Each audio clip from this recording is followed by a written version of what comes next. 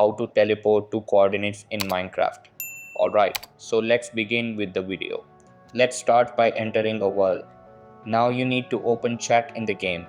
To do this, you just need to press the T button. Now enter command /TP. The next step, if you are playing alone, is to enter the coordinate.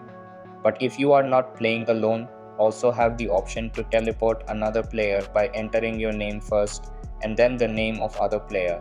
Let's continue. The coordinates are entered one by one. First, we enter the X coordinate.